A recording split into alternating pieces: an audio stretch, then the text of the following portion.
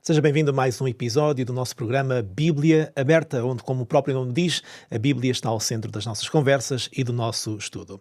Estamos disponíveis então nas várias plataformas, no canal 186 da MEL, assim como também no canal YouTube da Novo Tempo Portugal. Estamos também presentes na rádio RCS, na frequência 91.2, na área da Grande Lisboa.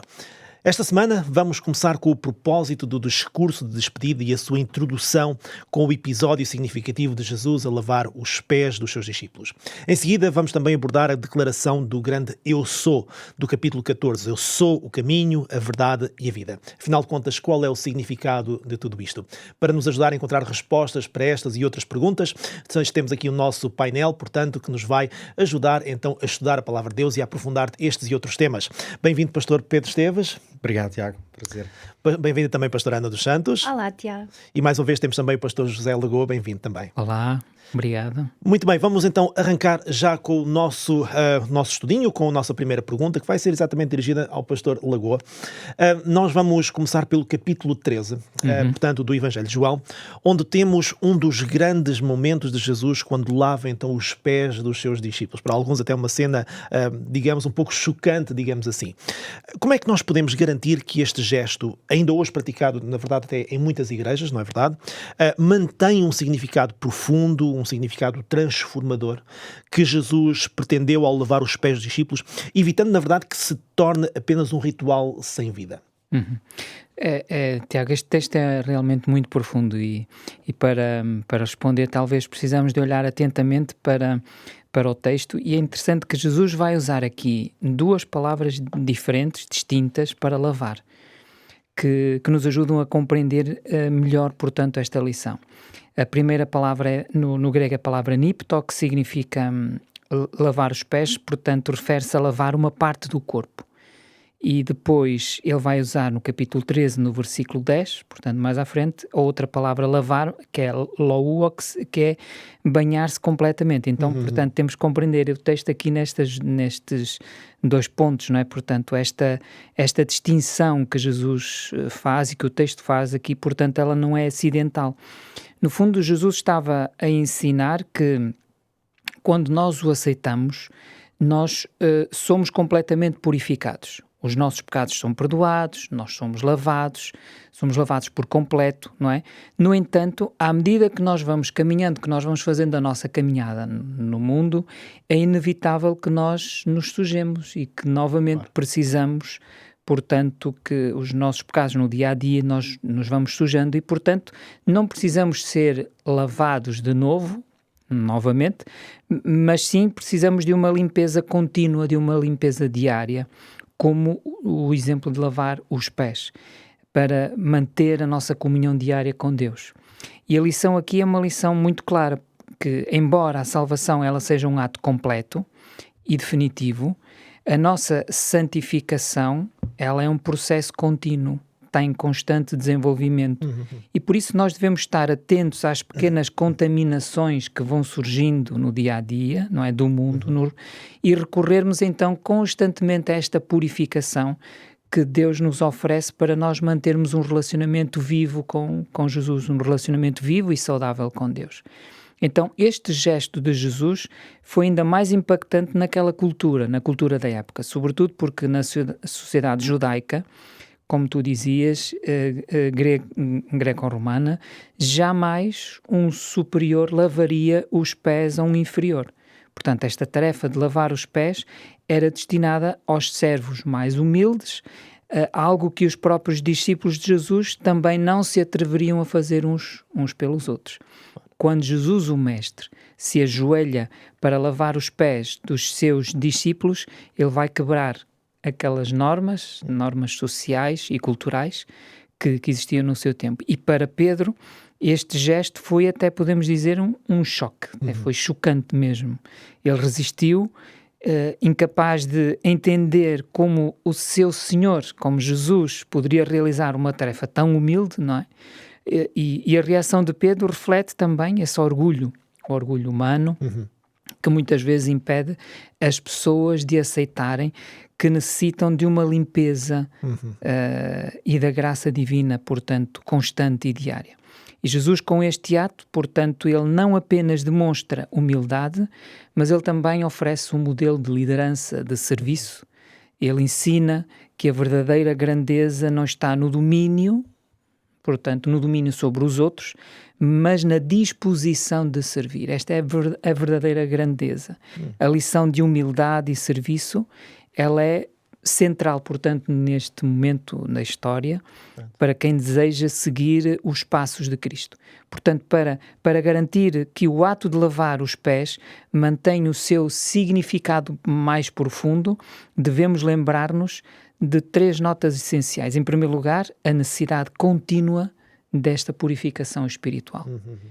A segunda nota, talvez, a humildade em servir os outros. E a última, talvez eu diria, a comunhão, a ligação sincera que une os crentes também, que une a Igreja, os filhos de Deus. Portanto, não se trata de um simples ritual, mas no fundo é um convite. É um convite para refletirmos sobre a nossa relação com Deus, sobre o nosso relacionamento com Jesus e também sobre o nosso relacionamento com as pessoas que estão à nossa volta. Portanto, quando ele é praticado com entendimento, este ato de lavar os pés torna-se então um símbolo poderoso do amor, do serviço que Jesus nos chama também a vivermos. Exatamente. É interessante, e nós acho que tínhamos falado, aliás, nisto no último episódio, em que aquilo que acaba por fazer com que as coisas se tornem apenas um ritual sem vida ou não, acaba por ser, na verdade, o nosso relacionamento pessoal com o autor da própria vida autor, em si, não é verdade? exatamente. Portanto, é esse o fator determinante, não é verdade? Tu penso que concordarias, que vai determinar, na verdade, o valor que as coisas acabam por ter, não é verdade? Exatamente, exatamente. E esta necessidade deste constante renovar também, que esta nota-nos, esta lição, no fundo, deste pequeno trecho da história nos deixa a cada um de nós esta necessidade de nós estarmos constantemente ligados a Jesus para permanecermos num relacionamento mais limpo e mais puro, com Ele e também com os outros. Sem dúvida. Em relação à tua pergunta, eu acho que há uma dimensão importante de notar, que é um ritual, por ser um ritual, nunca será um problema. Ser sem vida é que pode ser um problema. Exato, claro. É um pouco como aquela expressão de Jesus em relação à oração, quando ele dizia que quando orarem não usem de vãs repetições. O que quer dizer que o problema não são as repetições, é as repetições serem vãs. Uma coisa não vive sem a outra. Exato. Portanto, ritualizar a experiência religiosa, vamos ser claros, isso faz parte da estrutura da fé. É bíblico, existem vários exemplos no Antigo e no Novo Testamento como a fé foi ritualizada, ou foi dada uma estrutura. Esse é que é o sentido do ritual. Claro que as coisas mais importantes e provavelmente mais normais e frequentes na nossa religião não são as ritualizadas, são aquelas que acontecem na dinâmica da nossa relação com Deus e com as outras pessoas. Mas há um conjunto grande de coisas que são ritualizadas. O problema dos rituais é o momento a partir do qual deixa de ser o conteúdo do que acontece no ritual e passa a ser a forma. No caso do lava-pés, vamos dar como exemplo, seria se chegássemos a um ponto em que o que contava era se eu lavava os pés de uma certa forma. Exato. Claro, Vamos dizer que o pé tinha que ser lavado primeiro o pé esquerdo e depois o pé direito. E agora alguém determinava que isto o melhor é primeiro lavar o pé esquerdo e o pé direito. E chegaremos a um ponto em que todo o debate numa igreja era sobre mas há pessoas que estão a lavar primeiro o pé direito. Então todos os debates e todas as quesílias na igreja eram por causa se era o pé esquerdo ou era o pé direito. E depois, quando vamos aprofundar, veríamos, mas é que Jesus nunca disse se era primeiro o esquerdo ou o direito. Claro. Ora, Aí é que está o problema do ritual sem vida. Exato. É se lavar os pés numa igreja, numa comunidade, se pode traduzir num momento de comunhão entre as pessoas, de verdadeira fraternidade, onde se experimenta a humildade, onde se digam coisas bonitas aos irmãos, por exemplo, não é? E não em dizer assim, pronto, 3 em 3 meses, ou todos os meses, ou todos os sábados, ou domingos, não interessa, para a experiência de cada um, vamos lavar os pés. Não, é o que é que acontece lá. Daí a tal tentação humana para decorar os rituais, do Senhor, não é verdade, bíblicos, acrescentando ou retirando de acordo com os nossos gostos pessoais. Ora, muito bem, Ana, Vamos a isto então, também tenho aqui uma perguntinha para ti. Uma pergunta muito direta, na verdade, muito profunda, que tem a ver com algo que é provavelmente uma das grandes, se não mesmo uma das maiores promessas que nós temos, portanto, na palavra de Deus. E a pergunta é esta: qual é que é a nossa base para nós crermos que Jesus vai efetivamente voltar uma segunda vez? Esta pergunta é realmente muito profunda. E parece muito simples de responder à primeira vista, mas nós temos que entender que a resposta mais fácil e mais rápida de dizer que é a nossa base é a fé. Acreditar pela fé que Jesus vai voltar. Mas nós temos que desconstruir isto e ir mais a fundo para percebermos, ok, é pela fé que nós acreditamos, mas o que é que há mais para além da fé? Será que eu consigo ter outras evidências para além da fé?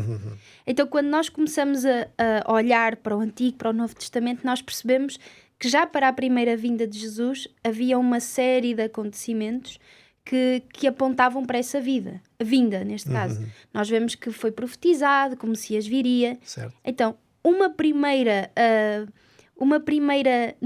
base para a nossa expectativa desse segundo retorno é que realmente houve um primeiro. Então não faria sentido existir um primeiro se o segundo também não fosse real, não fosse acontecer.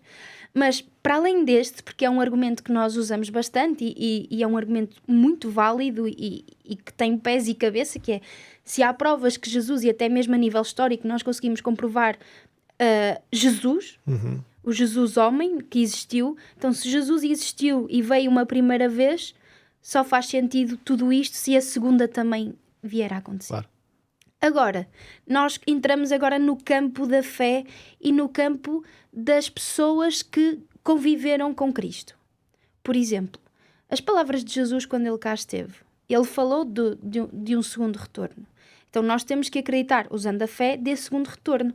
Mas ele mesmo falou sobre isso. Ou seja, não foi algo que ele escondeu, não foi algo que ficou esquecido. Jesus falava no seu dia-a-dia sobre a esperança da segunda vinda. João 14, 1-3, nós vemos que é uma dos textos mais conhecidos referentes a este momento. Sem dúvida. Depois, e sabem que é muito curioso, porque andava a circular um Reels há pouco tempo nas redes sociais de um sketch da Igreja Primitiva, se calhar vocês viram, em que estão os discípulos reunidos e eles dizem: pronto, isto foi tudo uma farsa, mas por causa desta farsa eu vou morrer por ele, eu vou ser decapitado. Ou seja, não faz sentido a vivência dos apóstolos da Igreja Primitiva se aquilo não tivesse acontecido, se essa primeira vinda não tivesse acontecido.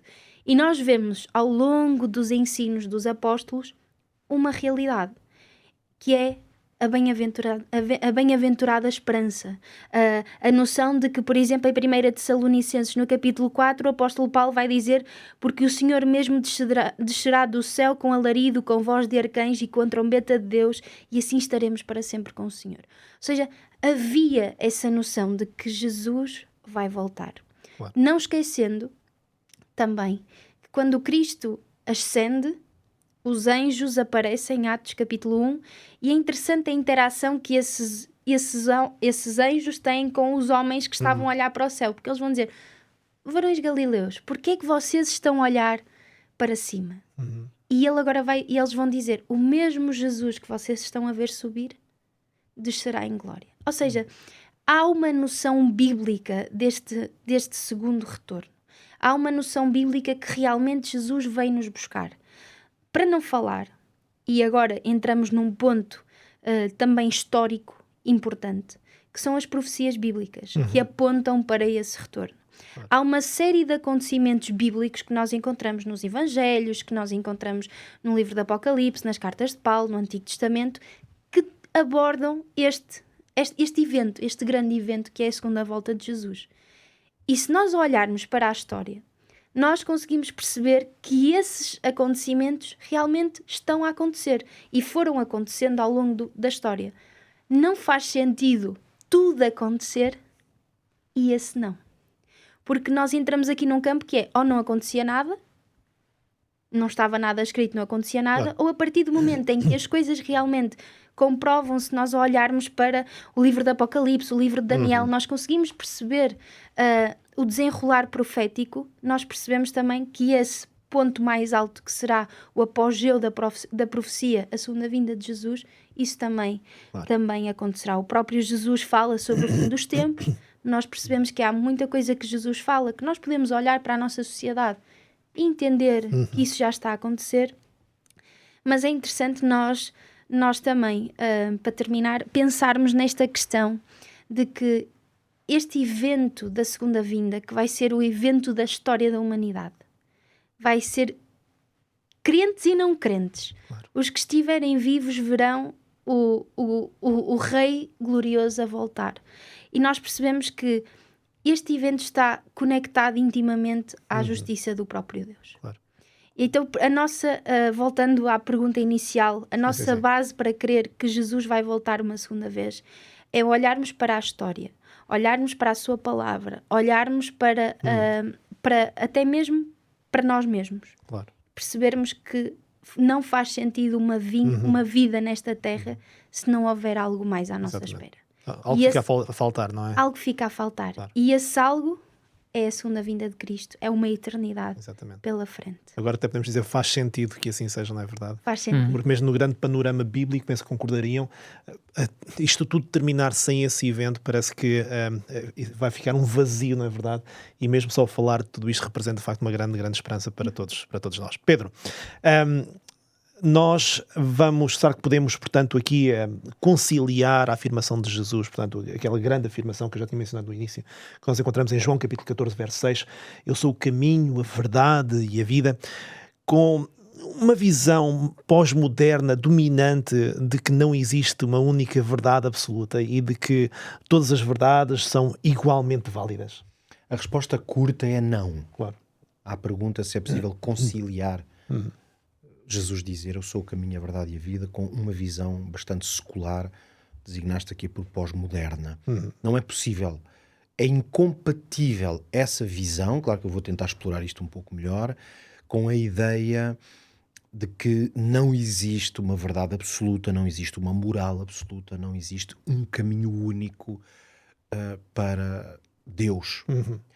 Nós temos de ser honestos para reconhecer que nós cristãos, no caso, porque acreditamos numa revelação com autoridade, como é o caso da Bíblia, às vezes as nossas afirmações são muito pouco humildes, temos que ser honestos. Especialmente no contexto de quem as ouve e não partilha da mesma fé que nós. Claro. E, portanto, eu queria começar, porque eu vou fazer aqui algumas afirmações um pouco fortes, especialmente, vamos dizer assim, para quem está convencido da mesma coisa, é só bater palmas, não é? A dizer coisas que são extremamente taxativas, não é? Agora, tenho que me pôr aqui no lugar, imaginando que alguém hoje, a fazer zapping, veio parar aqui ao canal 186 da Mel, na Novo Tempo, Portugal, e a pessoa não é crente, não é cristão, ou tem nenhuma relação com a Bíblia, e de repente ouve-nos dizer aqui coisas completamente absolutas. Esta gente realmente não acha que sabe a verdade toda. Por isso, porquê é que eu estou a dizer isto? É claro que nós, quando nos confrontamos com certas formas de analisar o mundo, a sociedade, a verdade, no fundo, quando colocamos em contraste certas cosmovisões, é evidente que as cosmovisões, quando são muito distintas, elas, se não forem confrontadas por pessoas de bem, dão guerras. Como é que nós evitamos isto? Duas formas. Distinguimos o que é a proclamação do que é a relação. Eu sou capaz de afirmar aqui que existe uma verdade absoluta e que foi definida por Deus e revelada na sua palavra e manifestada em Jesus Cristo. Posso dizer isto. Portanto, vou dizer, há certos comportamentos e formas de estar que eu considero que elas não são boas. Isto é uma proclamação, é uma afirmação. Isto é totalmente distinto da maneira como eu abordo, trato ou aceito uma pessoa que não crê a mesma coisa e, portanto, pratica de uma forma diferente. Acho que estas duas coisas, na fé, no domínio da religião e da fé, é muito importante aprendermos a conciliar isto. Portanto, eu tenho total respeito por pessoas que digam não concordo nada com o que vais agora dizer, estou por isto em jeito de introdução, porque são afirmações absolutistas e definitivas. E com humildade temos que reconhecer a verdade. Porquê que nós as fazemos? Porque queremos que Deus se revelou na Bíblia, a sua palavra, e queremos que Jesus veio manifestar essas coisas. Por isso é que, de facto, esta cosmovisão cristã, bíblica, criacionista, ela é incompatível com grande parte dos pressupostos de uma cosmovisão hoje que está a crescer muito, que tem uma natureza secular, naturalista, pós-cristã, em que a verdade não é afirmada a partir de pilares e valores absolutos, mas basicamente afirmada a partir da experiência individual. Mas agora vou dar alguns exemplos de porque é que Jesus ter dito eu sou o caminho, eu sou a verdade e eu sou a vida, tem implicações reais na maneira como nós pensamos. Vou dar 3 ou 4 exemplos. A partir de uma afirmação destas, nós queremos que exista uma verdade absoluta. Ou seja, de que existe uma verdade objetiva e imutável à qual é possível ascender, a qual é possível, não vou dizer totalmente, mas é possível pelo menos compreender e aceitar. Ora, isto obviamente está em total contraste com um relativismo sobre o que é a verdade material. Eu mesmo, até parece que o tema é meu predileto ou assim, mas eu mesmo aqui há uns episódios atrás, já não sei dizer precisamente quais, falei aqui sobre este tema e disse precisamente nessa altura de que existem algumas informações completamente absolutas que obviamente elas não podem ser compaginadas com alguém dizer eu afirmo que isto é verdade. Por exemplo, hoje há pessoas que afirmam ser isto ou aquilo, há pessoas que afirmam que se sentem animais. Vamos dar assim um exemplo meio sui generis, não é? Portanto, lá está, eu posso respeitar que a pessoa queira afirmar. Há uma diferença entre eu respeitar a liberdade da pessoa afirmar e isso é muito diferente da liberdade de eu aceitar que aquilo é verdade. Portanto, existe a verdade e existe a minha proclamação da verdade. Esta é que é. Temos que entender esta diferença. Ora, Jesus não nos deixa margem, quando nós queremos na sua afirmação, para dizer que cada um pode dizer o que a verdade é o que ele quer. Cada um pode dizê-lo. Agora, não pode obrigar-me a crer nisso.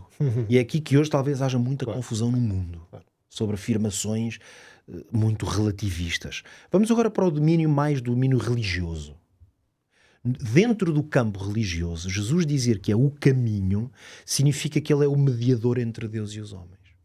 Como existe, portanto, um mediador que vai e faz esse trajeto entre o homem e Deus, do Pai, ou entre a terra e o céu, quer dizer que, depois de Jesus fazer esta afirmação, eu tenho que ser totalmente perentório. Não, a mãe de Jesus não faz esse caminho. Por mais que Maria tenha sido uma mulher extraordinária, agraciada por Deus, um excelente exemplo cristão para nós, ela não é mediadora entre Deus e os homens. Para dar um exemplo concreto de que no mundo religioso muitos cristãos afirmam e vivem. E eu tenho todo o respeito para com essa afirmação, mas à luz do que Jesus disse, se ele diz eu sou o caminho, eu já não posso dizer que a mãe dele também é o caminho. Senão ele tinha que dizer assim, eu sou o caminho, a minha mãe também. Ok, Exato. a partir do momento em que Jesus dissesse isso, eu dizia, ok, há 2 caminhos aqui, olha, vão todos parar ao mesmo sítio, não é? Ou até mesmo dizer, eu sou um caminho. Ou um caminho, pronto, então aí a margem ficava aberta para haver Para tudo e mais muito. alguma coisa, não é? Claro. Quando Jesus diz isso, então já não há múltiplos caminhos, sobretudo nessa ideia de mediação. Quanto mais dizer que homens do passado, por exemplo, foram santos, bons, e podem mesmo ter sido homens santos de Deus. Essa expressão é bíblica, não foi nenhuma igreja que inventou. Homens santos de Deus, homens maravilhosos, existiram. Eu não posso é dizer que eles são mediadores e que eu oro com eles, falo com eles e que eles é que vão lá pedir ao Pai que me faça alguma coisa. Jesus não deixou margem para isso. Aqui há dias eu ouvi uma história muito gira, que foi contada como uma história real, que se passou com uma pessoa. Eu assisti a um pequeno documentário e a pessoa dizia que há uns anos atrás foi a Jerusalém e estava a tentar encontrar lá um sítio, mas estava a andar sozinha e foi tipo a uma barraquinha, que há muitas em Jerusalém, naquelas ruas de comércio e tal, e tentou falar lá com um local a perguntar se lhe indicava onde é que era um determinado sítio. Eu não sei exatamente qual era o local que a pessoa andava à procura. E o senhor foi muito simpático e começou a tentar explicar o caminho. Só que aquilo era longe dali e o homem começou a dizer, olha, você vai por aqui, depois vira à esquerda, depois passa 2, é à direita, depois tem uma rotunda, e a certa altura, tanto o senhor que explicava quanto a pessoa começaram a perceber, isto não vai a lado nenhum porque eu já estou completamente perdido. E o homem, quando percebeu aquilo, fez assim, espera lá. E então fechou a barraquinha, puxou lá uma coisinha que aquilo tinha, e assim no seu inglês, que não era muito especialista, disse para a pessoa: ok, now I am the way. Então, em vez de explicar como é que a pessoa ia, ele disse: agora eu sou o caminho. E levou a pessoa para lá. E foi interessante, porque talvez usando esta cultura ainda hebraica de linguagem, disse: eu sou o caminho. Não disse: agora eu vou-lhe mostrar como é que se vai. É a ideia: venha comigo. I am the way. Eu sou o caminho. É muito interessante. Porque essa história, claro, faz pensar nesta expressão. Jesus disse: eu sou o caminho, que é: eu não estou só a explicar como é que se vai para lá. Claro. É aquilo que vocês me virem agora aqui fazer, é isto que vocês têm que fazer. Exato. A minha última afirmação, já perdi-me um bocado no tempo, mas tem a ver com a ideia da moralidade. E também Jesus dizer que ele é a vida e que é a verdade significa que existem padrões morais objetivos. Algumas pessoas podem, por exemplo, lá está a dizer assim: isto hoje em dia é uma coisa tão... não está nada na moda dizer que existem padrões morais objetivos. Mas eu gostava de corrigir isso para dizer: não. Só não está na moda para algumas coisas. Porque num conjunto gigantesco de coisas, todos estamos de acordo que existe uma moral objetiva. Por isso é que existem leis nos nossos países que dizem que se eu matar alguém, moralmente sou condenável. É por isso que sou condenado e vou preso. Então, tal como matar é moralmente condenável em qualquer circunstância, em qualquer lugar, existem outros padrões morais que Jesus também estabeleceu e a sua palavra.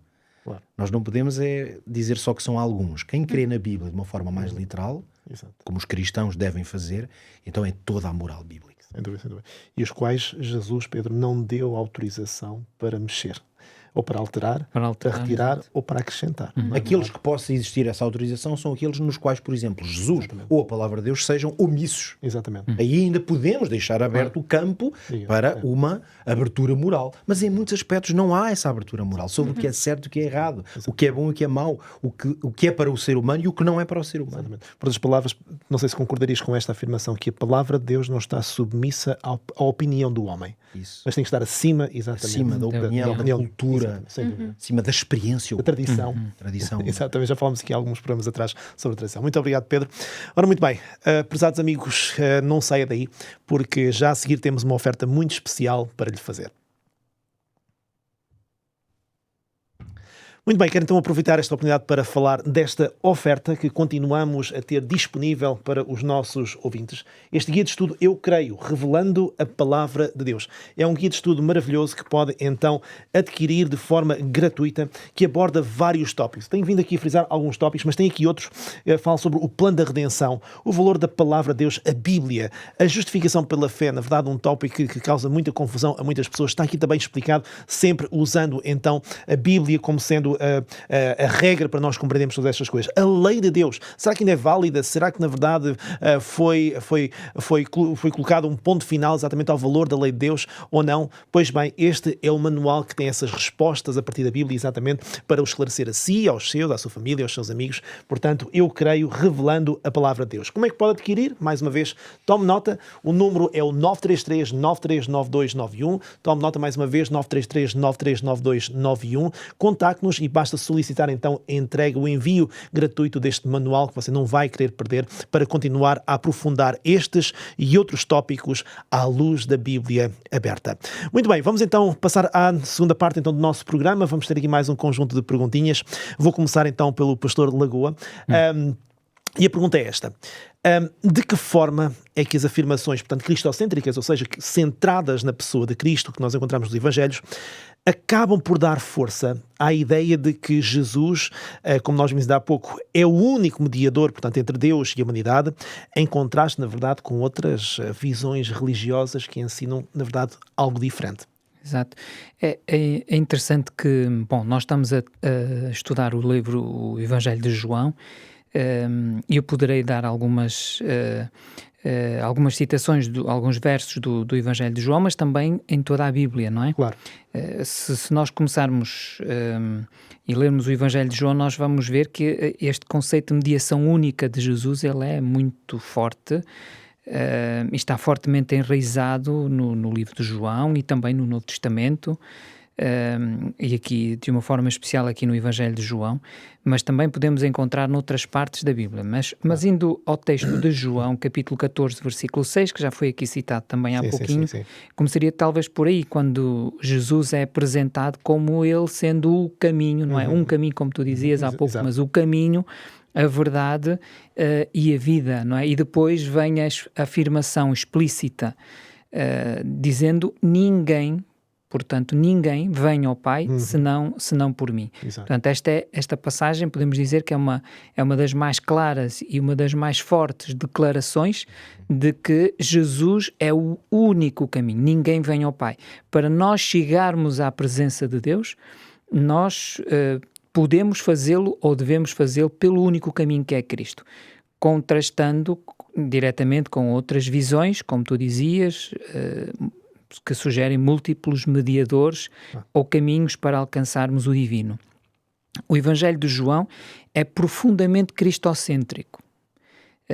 E ele afirma repetidamente que Jesus não é apenas um mestre, que Jesus não é apenas um profeta, mas é o próprio Filho de Deus. Ele veio para mostrar Deus. No fundo, esse também é o objetivo do Evangelho de João, não é? Enviado para reconciliar o mundo com o Pai. Portanto, outro ponto central que podemos ver em João é a identificação de Jesus como o Verbo encarnado. Logo no capítulo 1, no versículo 14, diz que a palavra de Deus que se fez carne e habitou entre nós. Portanto, João começa o Evangelho a afirmar que no princípio era o Verbo estava com Deus e o Verbo era Deus. E esta declaração, ela também sublinha que Jesus não é simplesmente um intermediário humano entre Deus e os homens, mas a própria manifestação de Deus no mundo. Portanto, ele é Deus que desce ao nível humano para estabelecer então esta tal ponte, não é? Entre o divino e a humanidade. Além disso, podemos encontrar em João, por exemplo, no capítulo 10, no versículo 11, onde Jesus é descrito como o bom pastor. É aquele que dá a vida pelas suas ovelhas. Ele não é apenas um líder espiritual, mas ele é o único que pode sacrificar-se por nós, oferecendo a sua vida para salvar aqueles que creem, que aceitam Jesus. Portanto, o tema do sacrifício de Jesus por toda a humanidade, ele é fundamental também para nós compreendermos, para nós entendermos a sua posição exclusiva como mediador. No Antigo Testamento, nós encontramos também na Bíblia, na Palavra de Deus, sobretudo quando se fala sobre o santuário, não é? Onde encontramos ali o sacerdócio, os sacrifícios que eram feitos, eles eram meios de reconciliação com Deus. Portanto, e em João, quando nós vamos a João, nós vemos que Jesus torna-se o Cordeiro de Deus, que falava já no Antigo Testamento. João capítulo 1, versículo 29, aquele que tira o pecado do mundo, não é? Abolindo, portanto, a necessidade de outros mediadores, até outros sacrifícios. Quando Jesus diz, João 10, 9, eu sou a porta, se alguém entrar por mim, salvar-se-á. Ele reforça que a única via que temos de acesso à salvação e à vida eterna, ele é a única via e exclui outras formas de mediação ou de redenção que são propostas por diferentes visões religiosas. Se formos a outras partes da Bíblia, 1 Timóteo capítulo 2, versículo 5, o apóstolo Paulo diz que porque há um só Deus e um só mediador entre Deus e os homens, e ele vai definir quem é esse mediador. Exatamente. Jesus Cristo, o homem. Não deixa dúvidas. Não deixa dúvidas. E, portanto, isto reforça a ideia de que a mediação de Jesus, ela é única, ela é exclusiva, afastando, portanto, qualquer outra possibilidade de haver outros caminhos ou outros intermediários além de Cristo. Quando nós vamos ao Antigo Testamento, eu há bocadinho falava no santuário, nós vemos ali claramente que a mensagem do santuário ela é muito clara também, para nos dizer que só existe uma porta. No santuário não existia outras portas, só tinha uma porta para entrar para o pátio. Não é? Portanto, depois tinha os sacrifícios, que representa exatamente este tal mediador, e o sacrifício apontava para o sacrifício de Cristo. Entramos mais noutra, mas é uma outra porta, só tem uma porta até nós chegarmos até à presença de Deus, não é? Portanto, esta singularidade de Jesus vê-se claramente no facto de ele ser este sumo sacerdote, que depois Hebreus 4, não é? 14 a 16, vai dizer que ele intercede diretamente diante de Deus em nosso favor. E ele é aquele que por ter vivido esta condição humana e experimentado as nossas fraquezas, é o único que pode interceder por nós de forma plena, de forma perfeita.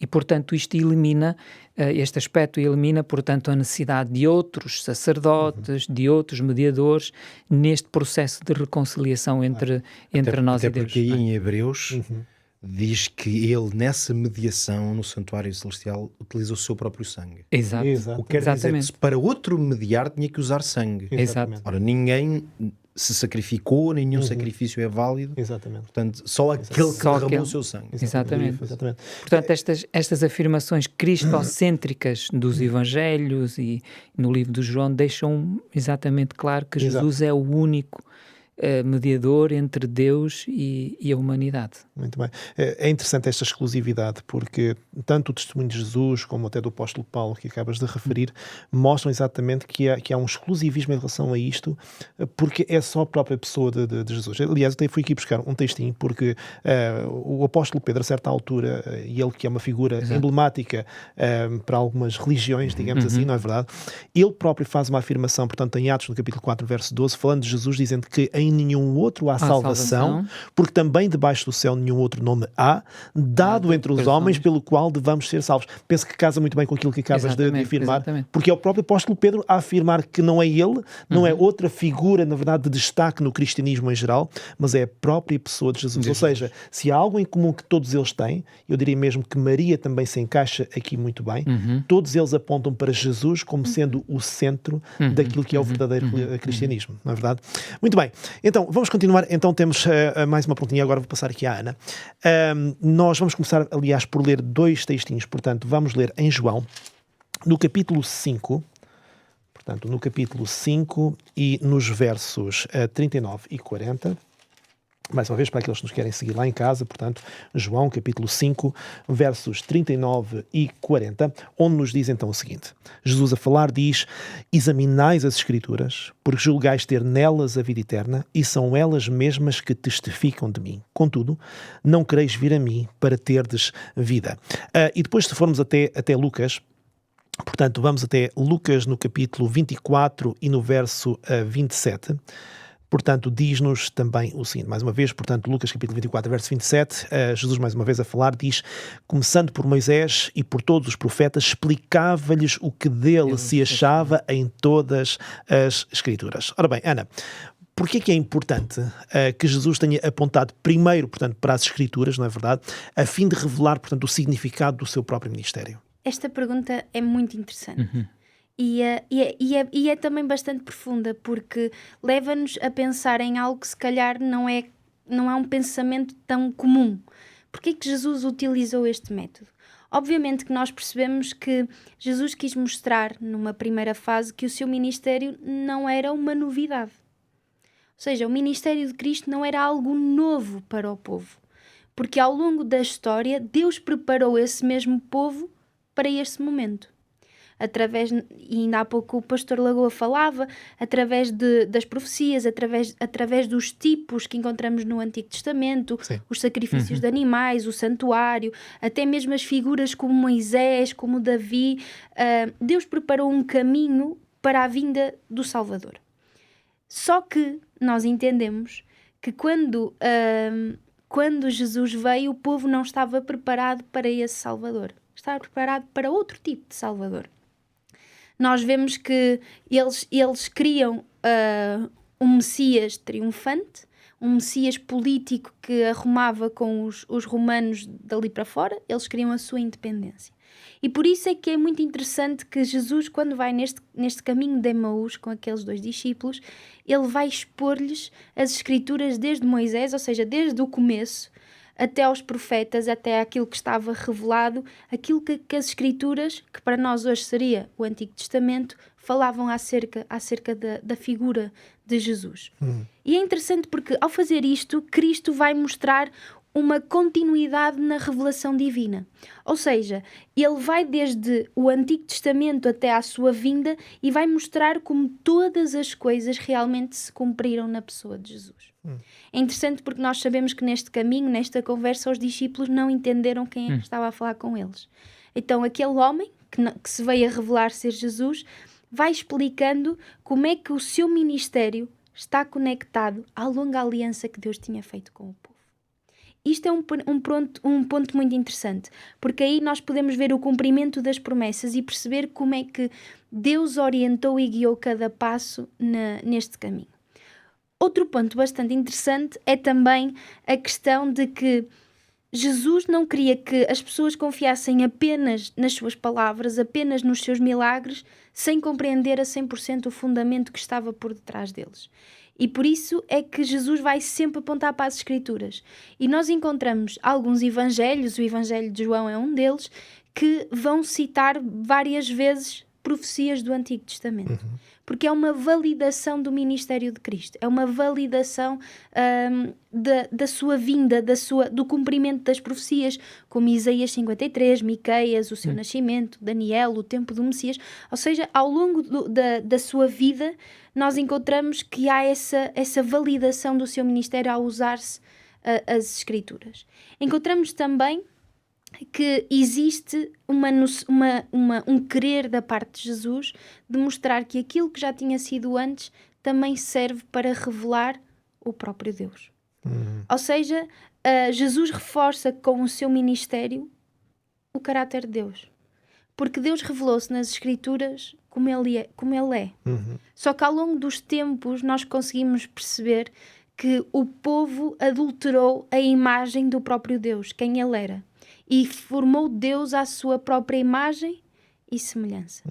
E então Jesus, na sua vinda, ele volta a reforçar e a reorientar o povo, os seus seguidores, para quem na realidade era o próprio Deus. E por isso é que ele vai usar as Escrituras, porque ele vai mostrar que aquilo que ele está a dizer não é uma novidade. Claro. Apenas vai, agora se calhar, numa forma mais ao vivo e a cores, demonstrar aquilo que antes já tinha sido escrito. Tudo isto é muito interessante, porque quando nós vemos o ministério de Cristo, quando nós olhamos para a pessoa de Jesus, nós percebemos que Jesus é Deus e ele podia ter feito o que bem entendesse, porque é uma realidade, ele é Deus. Mas Deus é um Deus de ordem. Deus é um Deus que ele não muda. Números diz que Deus não é homem para que minta, nem filho do homem para que se arrependa. Deus não muda em nenhum momento. Então só faria sentido que a revelação que veio através da pessoa de Jesus combinasse, interligasse com a revelação escrita que já tinha sido dada. E por isso nós vemos a necessidade que o povo teve dessa revelação, de olhar para Jesus e não encontrar em nenhum momento uma falha. Encontravam em Jesus aquilo que não esperavam muitos deles, mas encontravam a revelação divina. Encontravam a revelação que ao longo dos tempos apontava para o Messias. Ele era esse Messias. Mas não foi aceito pela realidade que o povo esperava. Porque eles não queriam um Messias Jesus. Eles queriam um Messias Jesus guerreiro. Exato. Que fizesse tudo para expulsar um povo que os oprimia. Exatamente, muito bem. Aliás, como nós vimos há uns episódios atrás, eles queriam um Deus à sua imagem. Não a se adaptarem à imagem do próprio Deus, mas a adaptar o próprio Deus e o Messias, neste caso, à sua própria imagem. E é interessante que aquilo que tu disseste, na verdade, Jesus, através da palavra de Deus, vai comprovar o seu ministério, não é verdade? Ao mesmo tempo que tenta criar esta ligação, esta interligação, esta relação pessoal entre o ser humano e a própria palavra de Deus, não é verdade? Podemos até citar aquele famoso verso de João 17:17 na oração sacerdotal, na verdade, santifica-os, na verdade, a tua palavra é verdade. Não é? De maneira que há esse esforço de facto de Jesus apontar o ser humano de volta então à palavra de Deus. Pedro, para terminar, queria pegar então na queda de Lucifer, salvo seja, não é? Um ser perfeito, com tanto conhecimento intelectual, na verdade, sobre Deus e de como Deus é, não é verdade? Afinal de contas, viveu na presença do próprio Deus vivo, não é? E ainda assim, mesmo com tudo isso, estranhamente, existe este episódio, rebela-se contra Deus, contra o Criador. Pedro, temos alguma coisa aqui a aprender sobre como ter convicções meramente intelectuais, que não é uma garantia de nada na fé? É verdade. De facto, nós temos... Pode parecer estranho, mas com Lúcifer temos imenso a aprender. Isso é seguro. Mesmo se as lições são pela negativa, Claro. mas são lições preciosíssimas. Vamos partilhar aqui algumas delas. Talvez aquela que eu considero ser a lição-chave encontra-se bem radicada na profecia de Ezequiel 28, que conseguimos identificar como sendo uma mensagem que teve uma aplicação, partiu da própria experiência que Lúcifer viveu no céu. As expressões, aliás, a narrativa é muito clara sobre isso. E o versículo 2 é provavelmente a afirmação na Bíblia que melhor define não apenas o que se passou com Lúcifer, mas qual é a natureza do pecado e a raiz do pecado. Porque o texto diz que o teu coração se elevou, e nós sabemos que o coração, neste contexto hebraico, é o centro da vontade, Exato. o lugar das decisões. O teu coração se elevou e disseste: eu sou Deus. Eu, por acaso, nos últimos tempos tenho refletido um bocado sobre esta passagem e acho absolutamente impressionante a força desta ideia de que Satanás, ali no céu e na presença de Deus, tenha afirmado: eu sou Deus. Porque a expressão eu sou, nós sabemos que é riquíssima e que Deus a usou como uma expressão que se refere a si mesmo. É como se fosse o seu nome. Eu sou o que sou, disse ele a Moisés. E depois, quando cruzamos isto com esta passagem, vemos que Satanás, Lúcifer, elevou-se no seu coração. E o que é isso, elevou-se? É que começou a dizer: eu sou Deus. Por isso é que a primeira grande lição que nós tiramos de Lúcifer é que a raiz de toda a rebeldia contra Deus é eu querer ser Deus. Tal e qual isto. Eu quero ocupar essa posição. E nós podemos fazer isso na vida, que é queremos ser senhores, mas às vezes é mesmo mais profundo, é íntimo, que é nós queremos dominar. E sempre que a vontade de Deus, a sua presença, é substituída, ou há uma tentativa de eu substituir pela minha própria vontade, de facto eu cometo aí esse pecado absolutamente original. É a ideia de que a vontade de Deus é substituída pela minha.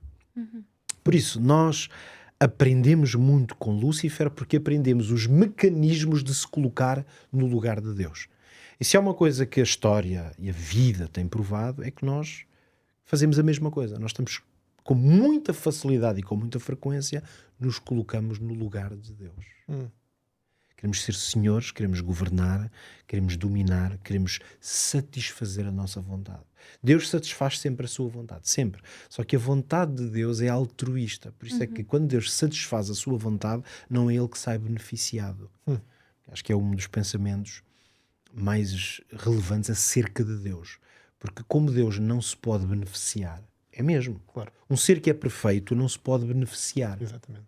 Portanto, nada que ele possa fazer vai-lhe trazer algo a mais, porque trazer algo é se ele não tivesse. Não é? Nós podemos ir pela corrupção ou tentar enganar as pessoas, para quê? Para proveito próprio. Mas eu só vou ter proveito próprio de uma coisa que eu não tenho. Portanto, se eu não tenho muito dinheiro ou não tenho imenso dinheiro, é uma tentação eu ir buscar dinheiro. Se eu tivesse todo o dinheiro, vamos pôr assim, uma metáfora, eu era incorruptível. Certo? Porque se eu tenho todo o dinheiro, se eu fosse buscar dinheiro, ele já era meu. Claro. Então eu não ia buscar uma coisa que era minha. Por isso é que a pessoa que tem tudo, nesse aspecto, é incorruptível, porque já é dela. Nesse sentido, Deus é totalmente incorruptível e Deus é a pessoa mais desinteresseira ou ser que existe, porque Ele não tem interesse em nada, porque já tudo é dele. Claro. Por isso, quando Deus age para bem e nunca é dele. É para bem do outro, porque senão Ele não fazia nada. O bem dele já existe. Por isso é que a oposição total ao trono e à forma de governar de Deus é agir por interesse próprio. A grande lição que nós aprendemos com o diabo é como agir por interesse próprio é fatal. Por isso é que imitar Deus, ou ser a imagem de Deus, é agir primeiro em favor do outro. E por isso é que Deus, aliás, criou o ser humano logo desde o início numa estrutura de comunidade e de interligação entre pessoas, no caso homem e mulher, com um sentido de que eles aprendessem a viver segundo a imagem de Deus, que é isto: não hajas para teu interesse, hajas para o interesse do outro. Exato. Mas quando os dois são uma só carne, parece que estou a ir por outro caminho, mas é para chegar a este ponto. Porque a lição básica da estrutura com a qual Deus criou a vida era esta: é, tu vais aprender à minha imagem a agir não para teu bem, para o bem do outro. Mas no caso, qual é o resultado? Como aquele ou aquela com quem eu sou casado, com quem eu partilho a vida e sou uma só carne, é minha, o que eu faço para bem dela, no caso da minha mulher, vai ser, no fim de contas, também vai beneficiar a quem? A mim. Mas eu faço para o bem dela. Satanás desvirtuou este mecanismo, que é o mecanismo de que a minha própria felicidade e bem-estar depende do quanto eu faço bem ao outro. Portanto, o mecanismo satânico é: eu vou fazer bem a mim mesmo. Mas ao fazeres isso vais prejudicar 1/3 dos anjos. Não importa. Exato. Portanto, quando nós agimos para bem pessoal, o resultado é o mal dos outros. E é isso que nós vemos nos grandes autoritarismos da história, não é? De pessoas horríveis, que o que eles fizeram foi: eu vou agir para bem das minhas ideologias, e agir para si próprio normalmente causa desgraça a alguém. Pode ser no micromundo. Eu estou lá no meu escritório, no meu trabalho, e digo: eu queria-me era safar a mim, eu queria era fazer menos. Vamos dizer assim. Se eu no meu trabalho começo a dizer assim: eu queria era fazer menos, apetece-me trabalhar pouco, quero fazer menos. O resultado de eu fazer menos é que alguém vai ter que fazer mais. Exatamente. Claro. Portanto, agir por interesse próprio vai sempre prejudicar alguém. Exatamente. Portanto, Satanás no céu disse: eu quero agir para o meu interesse, eu quero ser Deus, porque este é o ponto. Eu sou Deus. Ele destruiu a vida de 1/3 dos anjos e destruiu a vida deste planeta, só por agir em seu benefício. E nós, quando fazemos isso na nossa casa, se agimos para nosso bem, vamos destruir alguma coisa. E o mundo é isto que acontece. Por isso a grande lição é esta: não hajas para o teu bem. Age para benefício de alguém e tu vais ser abençoado. Sem dúvida. Pedro, até se podia dizer que, na verdade, Deus, na sua natureza, ele é exatamente o contrário de todo o egoísmo que começa no coração de Satanás, não é verdade? E que se espalha, que se alastra até à humanidade em pecado ao dia de hoje. É mesmo. Mas podemos dizer que o plano da salvação é o resultado deste sentimento de que Jesus não suportou a ideia de passar a eternidade sem nós. E então entrega-se a si mesmo, deixando tudo para trás, o seu conforto, para vir ao nosso alcance. É exatamente isto, não é? Tal e qual. Por isso é que a missão de Jesus Cristo é uma espécie de alternativa à expressão de Satanás: eu sou Deus. Que foi dizer assim: eu não vim para ser servido. Exatamente. É o oposto. Exatamente. Mas é curioso, porque essa afirmação é totalmente contraditória, porque ele merece ser servido. Ele é que é Senhor. Exatamente. Ora, o Senhor é servido. E ele vem e diz: eu não vim para ser servido. Exato. Então nós vemos que Deus, que é Deus, age ao contrário de Satanás, que diz: eu sou Deus. Exatamente. E Deus diz: eu estou aqui para te servir. São dois universos completamente distintos. Um traz caos e infelicidade, outro traz felicidade. É impressionante o valor que Deus coloca no ser humano caído, não é verdade? Porque este pensamento de que Ele não suporta a ideia de ficar sem nós, tem que agir em nosso favor, pelo menos dar-nos uma oportunidade. Enfim, é qualquer coisa que ultrapassa a compreensão humana. Há coisas que não se compreendem, mas aceitam-se, não é verdade? É exatamente por aí. Muito bem, meus caros, gostaria então de terminar.